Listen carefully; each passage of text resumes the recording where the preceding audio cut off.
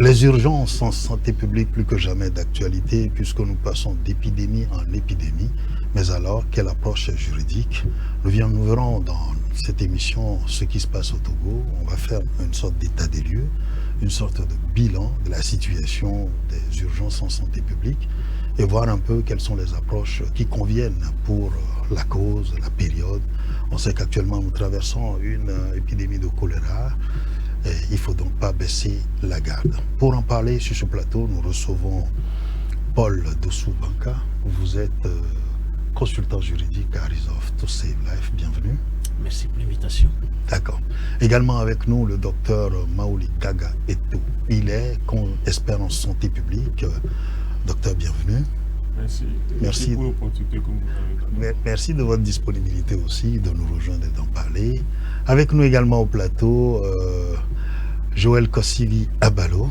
Vous êtes le chef division des affaires juridiques au ministère de la Santé et de l'Hygiène publique. Bienvenue. Merci, bonjour, merci de nous permettre d'en débattre. D'accord. C'est vrai, nous parlons donc d'urgence en santé publique et nous évoquons les approches juridiques. On va aller très rapidement sur ce qui nous concerne parce que c'est vrai, les urgences, on connaît. On va revenir avec le docteur et tout là-dessus. Mais quand on parle d'approche juridique, pour évoquer les urgences en santé publique, pourquoi remettre cette question au cœur donc des discussions de l'actualité? Merci beaucoup pour la question. Parler d'approche juridique en matière des urgences de santé publique est très essentiel. Et vous n'êtes pas sans savoir des dernières crises sanitaires que le monde a connues, des crises récurrentes en matière de santé publique. Et la dernière que nous avons à notre connaissance, c'est la crise de Covid, oui, qui a fait beaucoup de victimes. Et c'est dans ce sens qu'il est important d'encadrer le mécanisme, d'encadrer la gestion, je voudrais dire, des urgences de santé publique, puisque le monde était sous pression, des décisions étaient prises à la va-vite, au cas par cas, et donc l'expérience a démontré que l'existence d'un cadre juridique efficace et efficient pourrait permettre de mieux juguler et de répondre aux urgences de santé publique. Et donc c'est ça ce qui nous amène à débattre de ce sujet-là. Alors c'est vrai, vous le dites si bien quand on dit encadrer la gestion des crises sanitaires. Je me tourne vers le juriste de la santé, du ministère de la Santé qui était avec nous.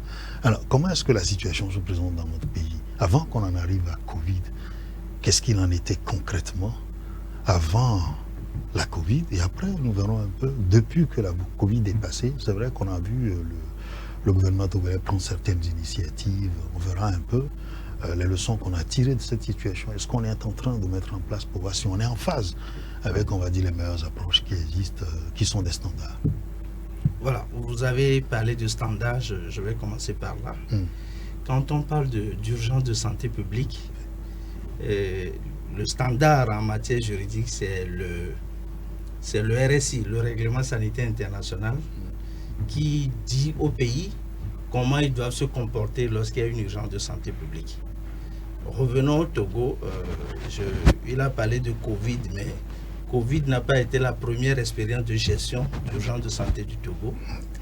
Dans les années 2014-2015, nous avons été témoins d'une crise qui a frappé l'Afrique, notamment l'épidémie d'Ebola. Oui. Et donc le Togo s'est vraiment préparé à juguler cette crise-là, qui heureusement n'est pas venue sur le territoire togolais, mais ça nous a servi de terrain d'entraînement. Au point qu'on a mis en place sur un plan institutionnel et juridique certains outils, certains mécanismes, certaines structures qui doivent faciliter donc la gestion des urgences de santé publique. Au rang de ces structures, je peux citer le centre d'opération des urgences de santé publique, le COUSP, oui, qui n'existait pas, mais qui a été créé, je ne dirais pas de toute pièce, mais sous l'inspiration de la gravité de la crise d'Ebola. oui. Et donc, c'était pratiquement ça qui est venu renforcer l'existant, qui étaient les services de surveillance habituellement qu'on connaissait dans les ministères de la Santé un peu partout. Donc, c'était la situation avant Covid. Mais avec l'ampleur de Covid, le Togo, comme tous les pays, ont renforcé cette gestion en mettant en place plusieurs mécanismes. on aura le temps d'en parler. Mais c'était à peu près la situation d'avant-crise. Oui. Alors c'est vrai que vous l'avez dit, donc la situation d'avant-crise, on voyait bien, mais il y avait quand même une certaine base inspirée de la crise de l'épidémie d'Ebola qui ne nous a pas certes frappés, mais qui quand même a éveillé l'attention sur les urgences sanitaires. Alors, docteur Eto, quand on va dire urgence sanitaire, est-ce que c'est ce qu'on a connu seulement de la crise de Covid-19, nous l'avons vécu, mais qu'est-ce qu'on met dedans, dans ce concept-là? Qu'est-ce qu'on y met? Ok, merci beaucoup. Et pour les urgences sanitaires, Oui. Généralement, c'est des situations qui peuvent provoquer des victimes en vie humaine C'est ça. dans un bref délai, si rien n'est fait.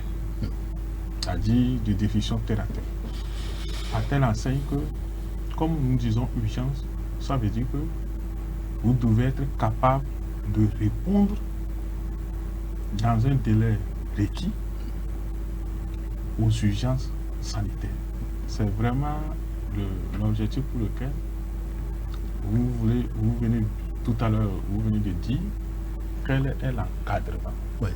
qu'on devait mettre en place pour que la réaction là soit dans les normes, sans cafouer.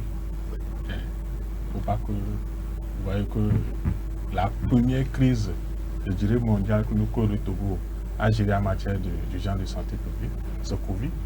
Vous avez vu comment nous avons commencé jusqu'à ce qu'on arrive à la fin. Donc ça veut dire que c'est des allers-retours pour pouvoir régler certains problèmes de façon ponctuelle. Donc, la préparation à la réponse aux urgences sanitaires reste un point très capital dans les pays pour qu'on soit en, je dirais, amène une situation pour qu'on puisse répondre de façon prompte et surtout efficace. C'est-à-dire il faut de la spontanéité, mais bien encadré, voilà, l'efficacité aussi. Dans un cadre formel, tout à fait, pour qu'on puisse être vraiment efficace et pour que la population puisse être protégée de cette situation d'urgence. Alors c'est vrai, quand je vous trois, c'est vrai que nous sommes d'accord qu'il faut mettre quelque chose en place, réagir de façon prompte, mais être efficace. Et là, en ce moment, on va aller chercher qui fait quoi, quand, où et comment. Alors, ce sont les questions que nous allons donc évoquer. Donc, je le fais comme ça, je reviens à notre ami Banka. Alors, quand on parle de Resolve Life, qu'est-ce que c'est? Pourquoi est-ce que c'est Resolve Life qui vient donc relancer le débat sur le continent, poser le problème, notamment au Togo également? Resolve to Save Lives est une initiative mondiale de santé créée par Tom Frieden et qui travaille essentiellement, si je veux rappeler un peu le domaine d'intervention de Resolve to Save Lives, il travaille essentiellement pour réduire le nombre de morts dues aux maladies cardiovasculaires et prévenir surtout les épidémies et maladies infectieuses. Et donc, avec les crises sanitaires que le monde a connues, Resolve to Save Lives, avec son équipe juridique, avait fait un travail sur le plan international et ressorti les bonnes pratiques ou les principes juridiques importants ou nécessaires dans la gestion d'une crise ou bien d'une urgence de santé publique. Et donc c'est sur cette base-là que Resolve appuie les États pour pouvoir les soutenir à renforcer leur cadre juridique en matière de gestion de santé publique. Et donc il a mis en place un outil que nous appelons les 12 caractéristiques d'une loi des urgences de santé publique qui prend en compte tous les éléments importants, tous les éléments nécessaires dont vous avez cité tout à l'heure, la question de coordination, parce qu'il faut donner mandat à l'autorité de santé publique pour pouvoir prendre des décisions. Il faut créer une coordination sectorielle. Il faut toucher aussi les questions de financement adéquat, les questions liées aussi à l'information, à la gestion de l'information. Et donc, c'est les événements aussi déclenchés. Donc, c'est tout un élément condensé, de principes condensés que nous avions au niveau des 12 caractéristiques qui ont servi à faire ce travail d'évaluation au niveau des États dans lesquels votre service travaille afin de doter ces États d'un cadre juridique ou bien d'un texte des agents de santé publique efficace et efficient. Alors, c'est vrai qu'on est parti des expériences des autres pays. J'évoquais le standard en la matière et vous avez évoqué un cadre qui existe. Est-ce que c'est suivant ce cadre que le Togo fonctionne? Et pourquoi il y a besoin aujourd'hui de renforcer ce cadre-là? Vous l'avez dit, quand on est sorti de la Covid-19, il y a eu des choses qui ont été mises en place. Quelle est la situation aujourd'hui? Quels sont ceux qui agissent? Vous avez rappelé une structure qui existe, mais qui fait quoi concrètement au Togo quand on va évoquer la gestion des urgences en santé publique? Oui, lorsque j'évoquais le cadre international qui est le RSI, Le RSI, oui. C'est un cadre international, mais qui doit être contextualisé. C'est-à-dire on doit l'adapter aux réalités de chaque pays. C'est ça qui justifie l'adoption, la nécessité d'adopter des textes au niveau national, au plan national, pour donc gérer au mieux une urgence de santé publique. Je voudrais donc emprunter la définition que l'OMS donne de l'urgence de santé publique pour justifier la nécessité de légiférer pour mieux gérer. L'OMS estime qu'il y a urgence de santé publique lorsqu'il y a survenu, mais ou alors qu'il y a menace imminente d'une maladie ou de toute situation sanitaire qui peut constituer un risque de décès, mais pas qu'un risque de décès, mais qui peut engendrer une invalidité permanente et qui peut toucher un grand nombre de personnes. Vous voyez? Et quand ça peut toucher un grand nombre de personnes, ça voudrait dire qu'il faut agir, mais il faut aller vite. Et si vous voulez aller vite, vous n'êtes pas organisé, vous risquez d'aller en besogne.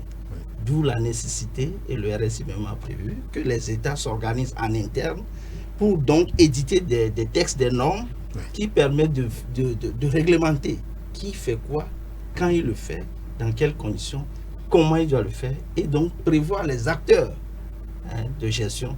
Donc, avec l'expérience de Covid, j'ai envie de dire que toutes les structures que nous avons énumérées, à savoir le COUSP et la surveillance de routine qui existent, n'ont pas montré leurs limites, mais nous avons compris que ces structures ont besoin d'être renforcées au plan institutionnel et juridique. Tout à fait. Parce qu'on faisait la chose sans expérience, sans vécu personnel.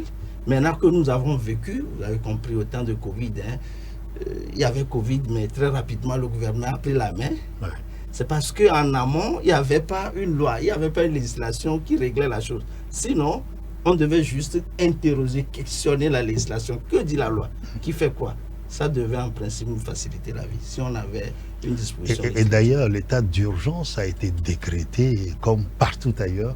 On nous a parlé d'état d'urgence. C'est vrai que ça implique beaucoup d'autres choses, mais si on veut rester par rapport à notre sujet, cela dit qu'à un moment donné, on a été conscient qu'avec les dispositions, sinon les dispositifs qu'on a, les outils qu'on a, ça ne nous permettait pas normalement de pouvoir répondre efficacement. D'où la prise en main de l'État. Vous voulez réagir par rapport à ça avant que le docteur Lesper ne réagisse? Oui, tout à fait. Et je voudrais d'ailleurs souligner, même avant la crise de Covid, le Togo avait connu l'évaluation externe conjointe de l'OMS qui avait révélé l'inefficacité de notre cadre juridique national à pouvoir intégrer le RSI 2005 en matière d'urgence de santé publique. Oui.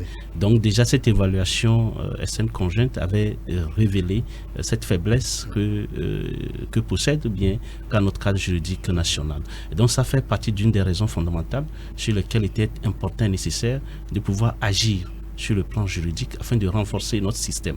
Et donc, après ce travail, nous avions mené des évaluations nationales, au niveau national, pour voir réellement comment est-ce que le Togo pourra gérer les crises sanitaires, les épidémies, en tenant compte du cadre existant. Et donc, même cette évaluation a été appuyée par d'autres évaluations pour pouvoir gérer, pouvoir voir comment est-ce que nous gérons les crises sanitaires en tenant compte du droit, et en tenant compte certainement des 12 caractéristiques dont j'ai parlé. Donc, pour tout dire, qu'au fait déjà, il y avait une faiblesse juridique qui était là et qui a été révélée par l'évaluation conjointe externe de l'OMS. Alors, c'est vrai que le RSI, c'est ça? Oui, le RSI. Le RSI. Je voudrais rebondir un petit peu avant que l'expert docteur devienne. Il parlait d'une faiblesse. Je suis un peu dubitatif parce que la faiblesse dont il fait cas, si ça était une, n'est pas que nationale. Vous avez vu les grands États. Nous pouvons, sans risque, sans rentrer dans l'égoïsme, nous bomber les torses pour dire que le Togo fait partie des pays qui ont mieux géré la crise de Covid. Nous avons même défié au plan institutionnel, par rapport aux mécanismes mis en place, par rapport à la célérité. Vous avez vu, certaines grandes mairies en France, par exemple, ont été traduites devant la justice parce que dans la gestion de la crise, ils n'ont pas respecté certains droits, des droits élémentaires, ce qui n'est pas arrivé au Togo. Je précise pour dire qu'en juillet dernier, puisqu'il est recommandé que chaque État fasse ce qu'on appelle le GI, l'évaluation externe conjointe, et donc les experts de l'OMS venus de partout, lorsqu'ils ont examiné le cadre juridique togolais, ils étaient heureux de constater, j'ai même eu un expert qui m'a avoué que c'est la première fois qu'il entend en Afrique qu'un pays a initié un projet de loi pour gérer les urgences de santé publique. Ce sont ces éléments qui me font croire que parler de faiblesse, faiblesse, on a toujours, mais on n'est pas le plus faible, j'ai envie de dire. Oui, mais de toute façon, Monsieur Baka, oui. Notre situation, c'est une insuffisance parce qu'on a un objectif à atteindre. Oui. Nous ne sommes pas encore arrivés là, mais quelque chose a démarré. Oui. Donc, on peut parler que de l'insuffisance et non d'une faiblesse. C'est ce que moi je voulais. Alors, c'est vrai, quel que soit, quand on atténue les mots, peut-être parce qu'il y a eu quand même un travail qui a été fait et qui a donné un certain nombre de résultats. Mais nous sommes tous conscients quand même que, comme vous le dites, à partir du moment où on n'est pas resté quand même, on va dire, standard pour standard, on peut toujours se dire que, en matière il y a ceci qui a manqué, ceci qui n'a pas manqué. Mais vous êtes pratiquement, je vais le dire, docteur Eto, au front, on vous a vu sur les médias expliquer des choses, mais de votre expérience personnelle, qu'avez-vous remarqué? Est-ce que on a senti quand même qu'il y a eu un problème par rapport à l'adhésion populaire, c'est-à-dire que des décisions qui étaient prises, on est d'accord là-dessus. Est-ce que cela ne peut pas être expliqué par justement le fait que, s'il y avait un schéma clair, partagé, connu de tous, on aurait pu tous, tout de suite, c'est-à-dire que rentrer dans la danse. Il y a eu des couacs au début de la gestion. Même à la fin, quand le bilan a été présenté, nous tous, on est d'accord qu'il y a eu quand même des choses à l'Assemblée nationale. On s'est rendu compte que certaines décisions ont été prises et qui n'étaient pas vraiment, c'est-à-dire, on va dire, plus ou moins d'une certaine légitimité juridique au vu de l'acception populaire. Oui, peut-être avant de répondre à votre question, je voudrais peut-être revenir sur votre règlement sanitaire international pour dire que au fait, ce règlement nous permet de se prévenir des maladies ou des urgences de santé publique. Surtout de se protéger par rapport à d'autres qui doivent quitter d'un pays pour venir chez nous. C'est ça. Ça, c'est un point très important. C'est ce qui fait que la surveillance est renforcée au niveau des points d'entrée. D'accord. Un pays doit protéger sa population. D'accord. Ça veut dire que si on a une situation de santé publique, nous devons faire en sorte pour que ça ne se propage pas dans la communauté. Oui.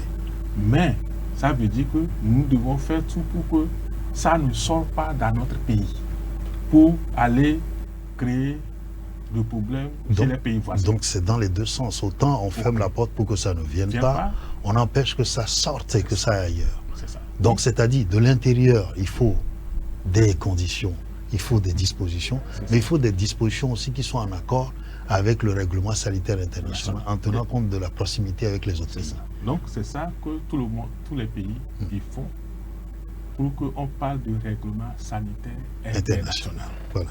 Ok. Et par rapport à ça, une équipe a été mise en place, que nous appelons point focal national RSI. D'accord. Et cette équipe, c'est une équipe multisectorielle et surtout multidisciplinaire pour que tous les acteurs, comme vous l'avez parlé, ce n'est pas une personne qui gère le système, Oui. mais pour que tous les acteurs puissent se retrouver et que chacun puisse apporter son expertise pour que la situation soit jugulée dans un bref délai. C'est-à-dire, on a quelqu'un qui est du secteur économique, quelqu'un qui est du secteur purement santé publique, on a un juriste aussi, sinon des juristes dans l'équipe, on a d'autres qui ont d'autres compétences également, qui permettent de dire que les décisions ou bien les approches qu'on met en place sont holistiques, prennent en compte, on a dit, tous les secteurs. C'est ça. Donc, de la vie par publique. rapport à l'évaluation dont Joël vient de parler tout à l'heure, ça a été cette évaluation a été faite en juin. Et tous ces domaines que nous appelons les capacités de RSI, qui sont au nombre de 16, Oui. sont passés au peigne fin pour pouvoir savoir à quel niveau notre pays, le Togo, est par rapport à ces différentes capacités. À ce moment, on apprécie à peu près notre capacité de pouvoir répondre aux prochaines urgences sanitaires. Donc, c'est ce qui a été fait. Oui. Bon, maintenant, par rapport au Covid, voilà si je reviens à votre question qui a été posée. Oui. Et vous savez que c'est la première fois que nous gérons ce genre de situation. Tout à fait. Et donc, on n'a pas dit personne n'a l'expertise. Donc, ça veut dire que c'est au fur et à mesure que nous avons construit la réponse contre l'épidémie. Dans la mise en œuvre des actions de cette réponse, il y a des évaluations qui ont été conduites dans la communauté pour savoir d'abord l'efficacité de nos interventions et comment est-ce que la population apprécie nos actes. Puisque si nous n'avons pas l'adhésion communautaire, nous ne pouvons pas avancer dans la réponse contre l'épidémie. Donc, par rapport à ces évaluations, c'est ça qui a fait que nous nous sommes réadaptés par rapport aux actions. Nous avons fait une évaluation relative à l'acceptation, par exemple, du port de masque. Est-ce que les gens, pourquoi n'arrivent pas à utiliser les masques alors qu'à ce moment-là, c'est je dirais l'acte primordial pour pouvoir... C'était la mesure phare de toute La mesure façon. phare Voilà. pour qu'on puisse éviter la propagation de la maladie. Nous avons fait une évaluation sur l'acceptation du vaccin. Vous voyez que le vaccin contre Covid était vraiment une situation délicate. Les gens ont contesté l'apparition du vaccin, mais à ce moment, nous n'avons que cette seule alternative pour pouvoir arriver au bout. Donc, nous avons aussi conduit une évaluation dans la communauté pour voir quelles sont les raisons. Et nous avons eu des informations significatives par rapport à ça. Et c'est ça qui a fait réadapter la communication vers la population pour expliquer pourquoi le vaccin est là, quelles sont les raisons pour lesquelles il est accepté et quelles sont les efficacités que nous avons par rapport à ça. Et c'est comme ça que nous avons pu juguler la crise jusqu'à la fin. Alors c'est vrai, on a jugulé la crise jusqu'à la fin. C'est vrai que les résultats étaient là, je l'ai dit. Il y a eu quand même la commission qui est passée devant l'Assemblée pour présenter un peu le bilan. C'est vrai, on ne va pas revenir sur ce bilan parce que ce que je voudrais qu'on énonce dans cette émission avec vous, Paul Dossou-Banka, vous avez énoncé 12 principes, je crois. Oui, oui. Du règlement sanitaire international. Tout à fait. Même si on ne va pas épurcher les 12, on va voir un peu les grandes lignes de ce règlement sanitaire international, pour voir un peu, comme les uns et les autres le disent, où est-ce que le Togo en est, vu ce qui se profile à l'horizon, comment est-ce que l'on doit s'adapter, l'on doit adapter le règlement par rapport à notre contexte. D'accord. Avant d'aller sur les 12 caractéristiques ou principes, je me réjouis d'ailleurs des efforts qui ont été faits au niveau du Togo ces dernières années, ces derniers temps, afin que le pays puisse sortir du rouge dans lequel il était en 2018 avec l'évaluation externe conjointe en termes d'insuffisance juridique. Et donc je nous félicite d'ailleurs pour tout le travail qui a été fait pour qu'aujourd'hui on puisse être à ce niveau. Et voilà. En termes de 12 caractéristiques, comme énoncé, je vais citer certaines caractéristiques. Il y a le fait d'envisager tout le cycle de vie d'une urgence de santé publique. Et comme vous le savez, une urgence de santé publique, en termes de sa gestion, doit être souple, puisqu'il y aura des pics, comme il y aura des relâchements. Donc les réponses ne peuvent pas être les mêmes. Donc les étapes en termes de gestion ne peuvent pas être de même. Donc le test, un cadre juridique, doit tenir compte de tout ce cycle de vie. La préparation, la repose, le relèvement et autres. Et donc c'est un élément fondamental dont il faut tenir compte. Il y a également aussi la question des événements déclencheurs. Donc il faut pouvoir définir les éléments qui déclenchent l'urgence de santé publique. C'est-à-dire être en alerte et pouvoir dire cette situation, c'est une urgence de santé publique. Il y a également aussi les questions de coordination et le fait aussi de doter les autorités publiques des pouvoirs ou des mandats et de donner les rôles et responsabilités à chacun. On doit savoir qui fait quoi dans une urgence de santé publique. C'est très très important de mettre l'accent là-dessus. L'autre élément aussi important sur lequel nous allons mettre l'accent, c'est le financement adéquat. Le financement adéquat, puisque le décaissement des fonds n'est pas le même. Le décaissement n'est pas le même quand on est dans une situation d'urgence de santé publique. Donc il faut mettre en place des mécanismes beaucoup plus souples afin que les fonds ou bien les matériels puissent aller aux personnes, aux acteurs qui sont en première ligne. C'est-à-dire qu'il faut plus de célérité. Il faut plus de célérité. Mais n'oublions pas à ce niveau aussi les questions aussi de responsabilité ou bien de gestion. Donc c'est très important à ce niveau. Il y a aussi les questions liées aussi aux droits humains. Aux droits humains, c'est aussi nécessaire. Donc lors d'une urgence de santé publique, il faut tout faire pour pouvoir respecter, pour pouvoir tenir compte des droits humains des populations qui sévissent d'ailleurs déjà la crise sanitaire.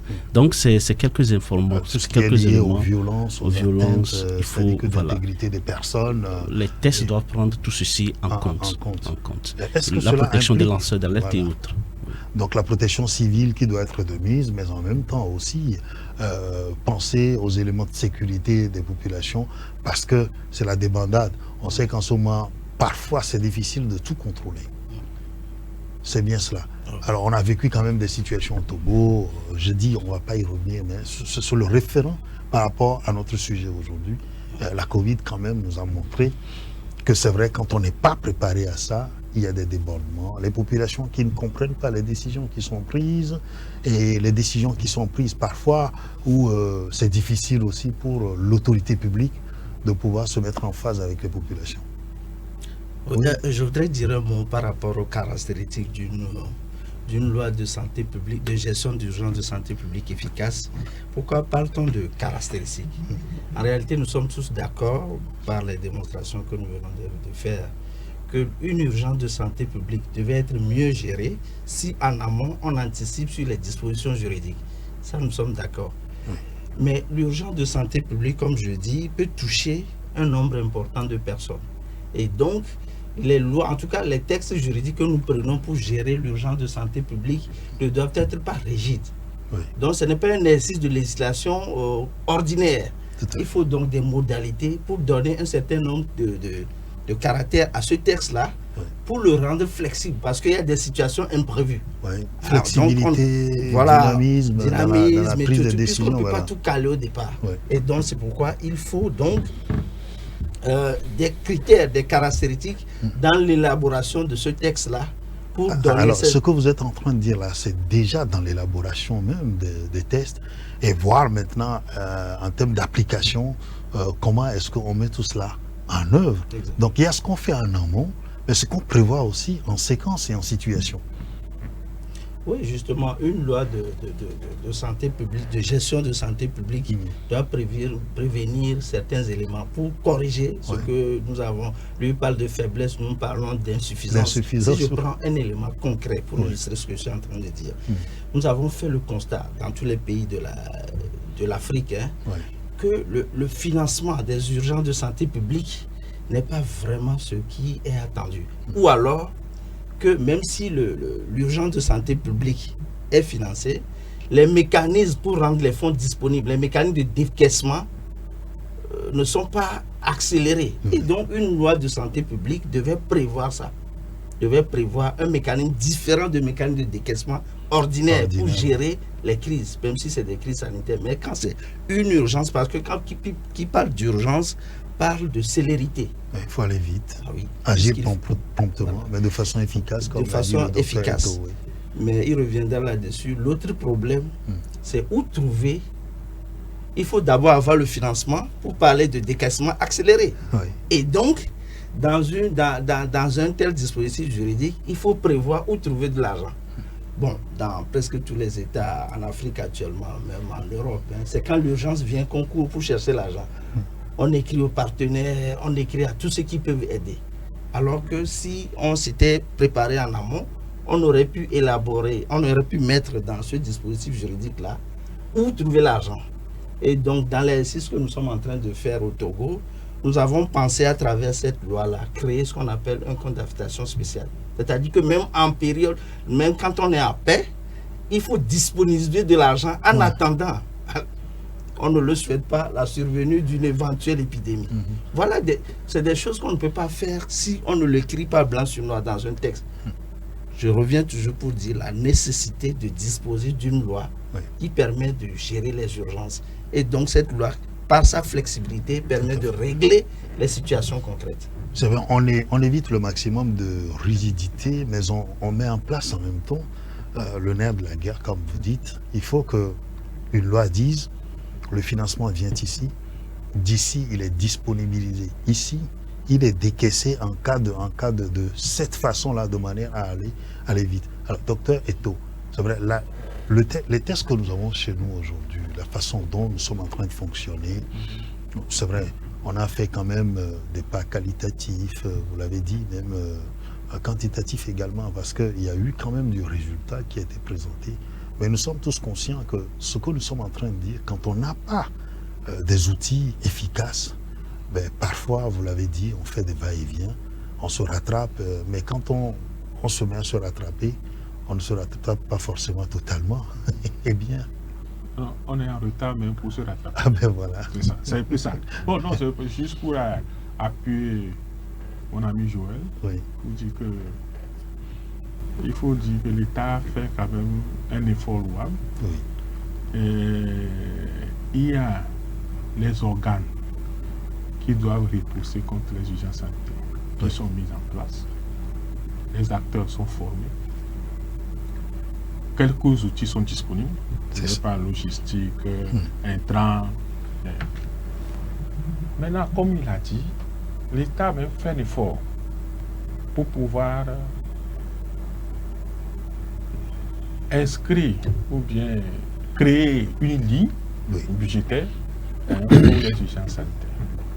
Mais, comme il vient de le dire, lorsqu'on crée une ligne budgétaire pour des urgences sanitaires, ça veut dire que vous faites les mêmes formalités comme les autres dans les autres secteurs pour avoir accès au financement.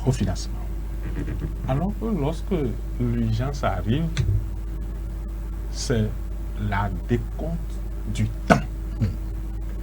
Si on n'agit pas vite, vous voyez, chez nous, nous avons l'habitude de dire que généralement, la courbe épidémiologique, c'est la courbe de Gauss que nous tous nous avons appris au lycée. Si vous ne faites rien, ça va dérouler la courbe de Gauss, mais la différence est que la hauteur serait très élevée et la largeur aussi serait très élevée. Ça veut dire quoi? Ça veut dire qu'il y a beaucoup de victimes, d'accord, dans un long temps. C'est-à-dire quand le pic arrive, au lieu que ça décroisse en même temps, ça se maintient jusqu'à une certaine période relative. C'est ça.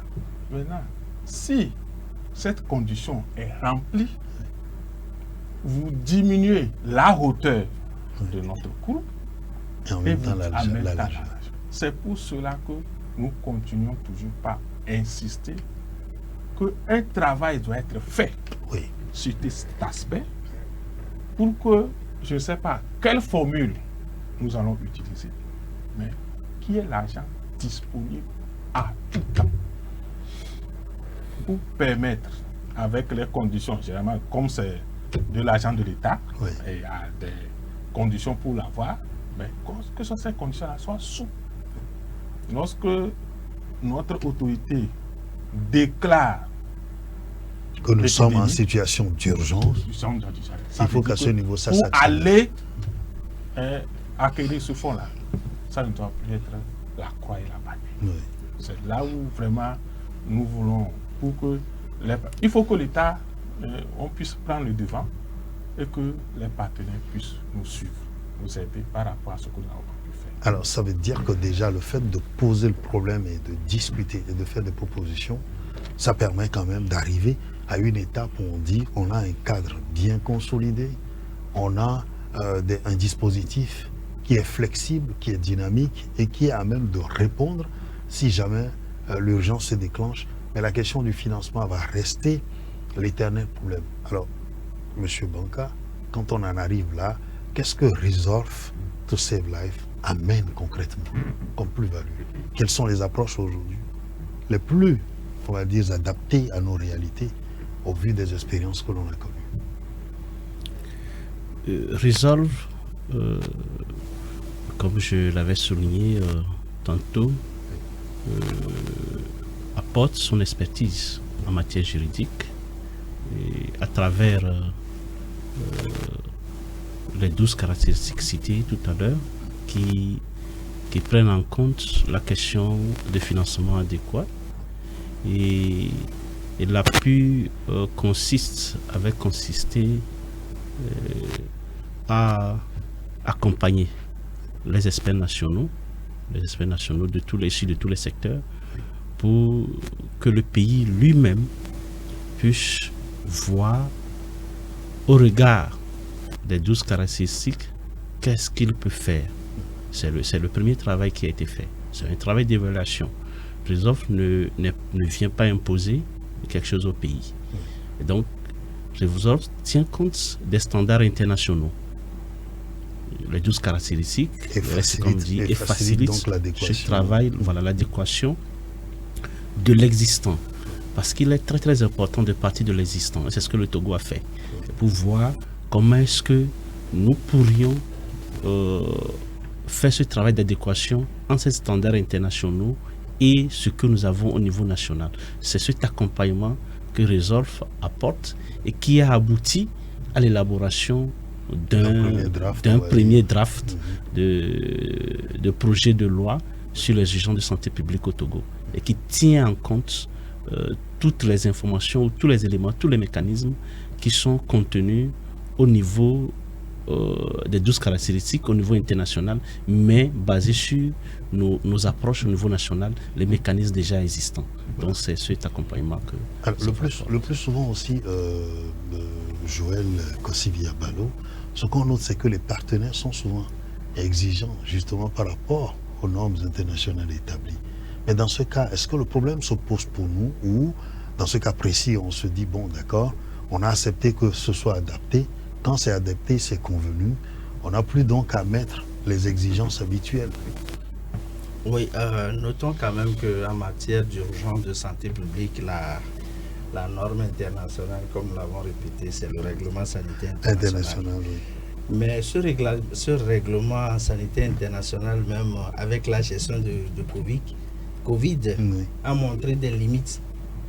A montré les limites parce que dans l'entendement du règlement sanitaire international, il est question de gérer au mieux les urgences de santé publique sans porter atteinte, entrave au commerce international, aux libertés publiques fondamentaux. Oui. Mais Covid nous a fait comprendre que presque tous les États, y compris le Togo, ont violé cette disposition du règlement sanitaire international. Alors, au niveau international, au niveau de l'OMS, se pose encore la question de l'aspect pratique de la chose, de ce règlement sanitaire international. C'est pour ça qu'il y a des discussions en cours au niveau OMS pour d'ailleurs même réviser le règlement international lui-même. Ce traité, oui, le règlement international. Au vu de ce qui s'est passé. Au vu de ce qui s'est passé pour que, voilà. Donc, au plan interne, le problème ne se pose pas. Le Togo fait partie du signataire du règlement sanitaire international de 2005. Le problème ne se pose pas. Ce qui est problème pour tous les pays, et le Togo y compris, c'est qu'au plan interne, le règlement sanitaire ne peut pas régler les questions spécifiques des États. Tout à fait. D'où la nécessité d'avoir des tests spécifiques. Et le Togo fait bien l'exercice. Je disais tantôt que les experts de l'OMS qui sont venus nous évaluer en juillet dernier par rapport à l'application de ce règlement sanitaire international, en tout cas, ont trouvé que du point de vue instrument juridique, le Togo a fait des avancées. Et ils m'ont même fait la confidence qu'ils attendent de voir à quoi ça va ressembler cette loi-là pour s'en inspirer, dupliquer ailleurs. Oui. Donc, je crois vivement qu'avec l'aide de Réserve et le consultant ici présent et la volonté politique très affichée, engagée des autorités du Togo, nous aboutirons rapidement à cette loi de gestion d'urgence de santé publique que tout le monde est curieux de voir partir du Togo. Alors, partir du Togo, c'est vrai que le Togo, dans bien de domaines, est toujours un peu le ton de tête. C'est vrai que quand vous suivez un peu la communication institutionnelle du pays, on fait en sorte de pouvoir réaliser des bons, on fait en sorte de pouvoir être un bon élève, mais du moment que ça contribue véritablement, comme vous l'avez dit, dans une urgence à protéger à la fois donc les libertés individuelles, à protéger, on va dire, l'intégrité physique et morale des individus, tout en restant en accord avec les dispositions pratiques de la loi, les spécificités, nous l'avons recommandé. Alors, vous, l'expert en santé publique, là où on est en train d'aller aujourd'hui, est-ce qu'on est en droit de dire, demain forcément avec une telle loi qui existe, on est sûr de ne plus vivre certaines, on va dire, expériences douloureuses ou sinon mauvaises expériences? Donc, je confirme que je pense que nous sommes sur le bon chemin. Le bon chemin, surtout dans le cadre de la coordination. Au fait, c'est la coordination par rapport à la réponse contre ces genres d'épidémies et ces genres d'urgence sanitaire qui généralement posent problème.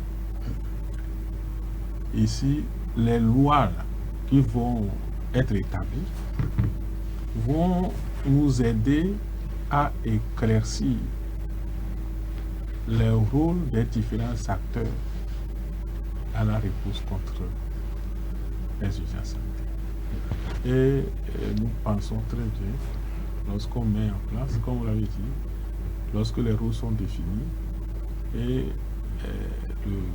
les périodes d'agissement de chaque acteur, vous voyez que ça veut dire que les actes sont coordonnés et même dans les séquences. Oui. Dans les séquences, parce qu'on sait que à tel niveau, c'est telle personne qui doit agir. Et ça favorise vraiment l'atteinte des résultats concluants. Donc, nous voulons quand même vraiment exhorter l'appui de notre partenaire, surtout sur ce plan juridique-là, pour que ces tests-là soient rapidement élaborés et validés par le pays, et avec la mise en œuvre pour que vraiment nous puissions être aguerris. Et on ne le souhaite pas, mais pour les prochaines urgences qui pourront passer, qu'on soit à l'aise dans la réponse. Alors, si je comprends bien, on en est un premier draft qui a été introduit. Actuellement, comment est-ce que les choses se passent dans les couloirs? Non, je dirais que ça va en bon train. Vous connaissez le mécanisme d'élaboration d'une loi, puisque c'est de ça qu'il s'agit, d'une loi. Je ne veux pas dire que c'est coriace, mais le parcours est long. Actuellement, nous sommes à un draft. Et le draft se veut très inclusif parce que nous avons invité tous les acteurs qui doivent concourir, y compris les journalistes, hein, parce que dans un premier temps, dans la gestion du Covid, parce qu'il n'y avait pas cette loi, les journalistes avaient pensé qu'ils étaient des acteurs d'accompagnement, alors qu'ils étaient des vrais acteurs. Donc, heureusement que la mayonnaise a pris tout le monde a compris. Il devrait être agissant plutôt que d'accompagner la communauté. Dans un premier temps, tout se passait comme si la communauté des soignants leur devait.